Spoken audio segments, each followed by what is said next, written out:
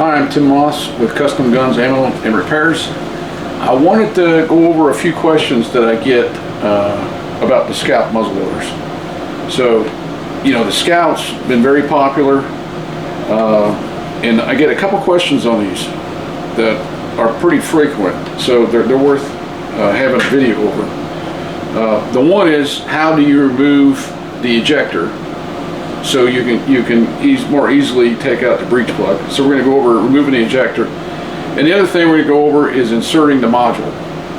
So some guys are having a problem inserting the module, and I was kind of surprised at the problem that they're encountering inserting the module. So we're going to go over that too.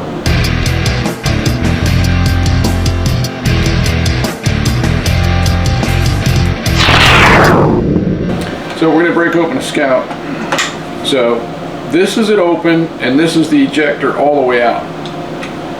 So I got some pictures. A guy sent me a video of how he's been trying to load his module into the Scout, and he's been breaking it all the way open,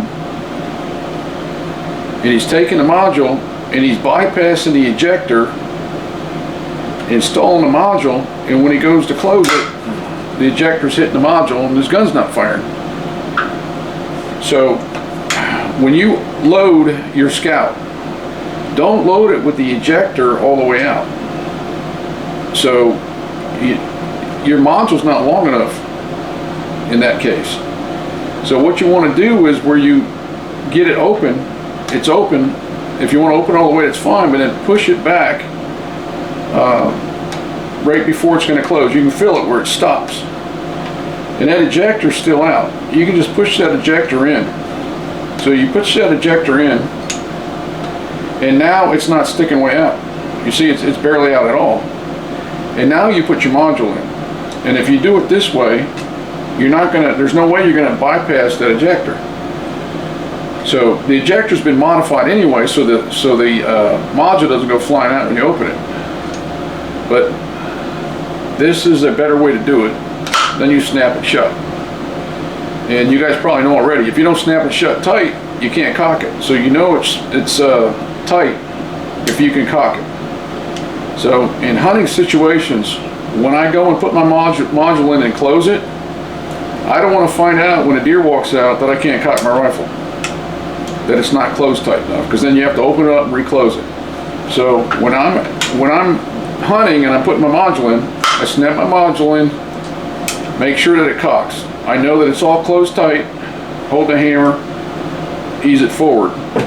Now I'm ready to hunt. So now you take a shot. So you take your shot, you open the breech, open it up. I kind of like put my elbow on the stock, hold it sideways, and snap it open. And now that's snapped open, I can just put it in my hand. So after you do that enough times, you'll get to the point where when you snap it open, put it back in there, that when you snap it open, you just put your hand here and it pops into your hand. So that's the proper way to put your module in and get it out. So next, what we're going to cover is removing this ejector so you can get your breech plug out. So if you have a real narrow socket set, you can get that breech plug out and it'll come past this ejector. But enough guys are breaking their ejectors, they're calling asking me for new ejectors. I want to show you how to take this ejector out so you don't have to worry about breaking it when you remove your breech plug. So we have the barrel off. Now I'm sure you guys all know how to take down the takedown. So we have the barrel off. Some of you guys don't have the takedown. You got the blue version, and you have to take the screws out. So get your gun till you have the barrel off. Once you have the barrel off, what we're going to do is take this pin out right here. This pin's going to come out. So you need to elevate this a little bit. I have an armor's block, but they don't cost that much. You know, if you guys do much with your guns, it'd be worth buying one. I think you can get them for 20 bucks or less. So anyhow, I'm going to elevate it. I got a hole in this block, and I'm going to use that hole, hopefully, to catch my pin that's going to come out, my roll pin. So I'm going to set this right here and make sure that it matches the size of your pin. If you get this too tiny, it's going to go inside your pin and get stuck in there. So just tap a couple times. All right, I can tell it's hitting the block. I'm not hitting that hole. I'm gonna recenter it. All right, and it fell through. I'm in that hole. Now, this is kind of important that you have a place to catch that pin. You start taking this apart in a spot that you can't find things, or that's cluttered, or the deep carpet, and lose the pin or the springs. You just have to order new ones. So we got the pin out, and now we're going to take out the ejector.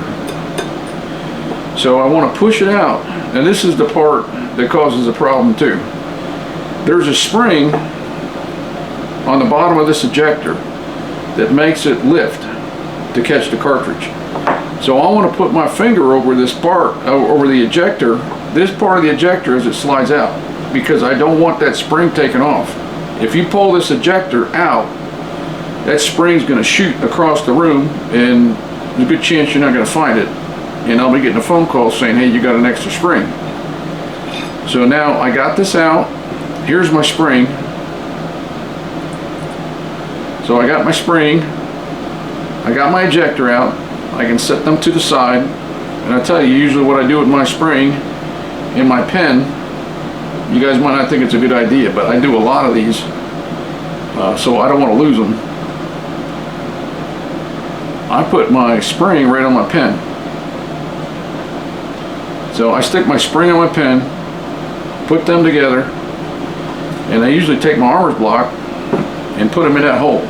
That way I can't accidentally bump them and throw them off the table and have a rough time finding them. So I got my pen out, ejectors out, my pen and spring are in the hole in my armor's block, and this is going to give me free access to take this breech plug out. And you guys know how to take the breech plug out. So you just get that breech plug out, clean your barrel, do whatever you want to do with it, and now we're going to put it back together. And that's pretty easy. We're just going to do everything in reverse. We're going to take the ejector, I'm going to slide it back in,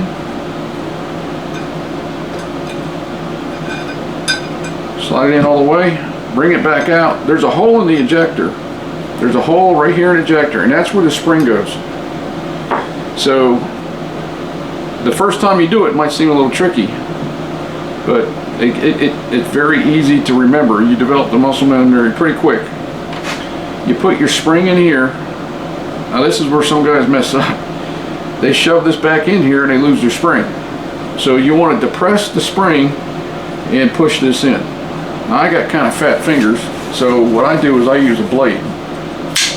So here's my knife. I'm going to hold down on that spring, slide it in. Don't force it.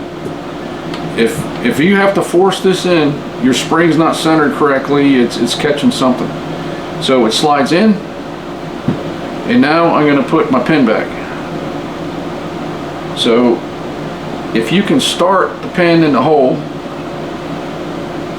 that helps, instead of having it just on the outside, because you can make this fly too if you don't hit it right. We're going to tap it back in.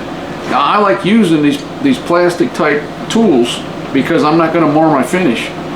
You can do this with a regular hammer, but keep in mind, you can mar your finish up. If you use plastic tools on your barrels, you're not going to mar them up. So I'm going to tap it in.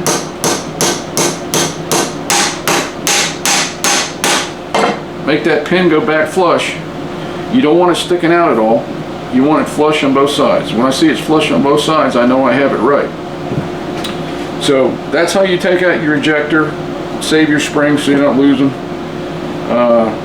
and you're good to go. And that way you don't have to worry about fishing this out, pushing down, trying to get the breech plug out and not snap these off. I'm hearing from a lot of guys that are snapping these off. Now, if you do snap yours off, CBA has been very good about replacing these. So they've actually been very good about replacing them at no cost. So that's how you remove the ejector so you can get to your breech plug. So I hope these videos help you. The purpose of these videos is really, it helps me not get phone calls all the time trying to explain things to you, which I don't mind the phone calls, but I know it's difficult for some people to understand things through a phone call. It'd be difficult for me. and just watching a short video helps a lot to see how to do things. So if you still have questions, feel free to give me a call. The number's at the bottom of the screen, but call me and I'm still available. But I hope this gives you a better understanding of what I try to explain on how to remove the ejector.